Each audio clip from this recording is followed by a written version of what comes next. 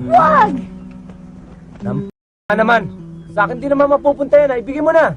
Lando, yung bibig mo. Ano ka ba? Hindi mahalaga kung anong gusto natin. Ang mahalaga ay kung anong tama. Tayo rin naman magkakatuloy, di ba? Anong problema doon? Pero hindi ko kaya. Mali kung gagawin natin ito ngayon, mahihirapan ako. Wala akong nakikitang mali. Nagmamahalan tayo. O baka talagang hindi mo lang ako mahal. Ano?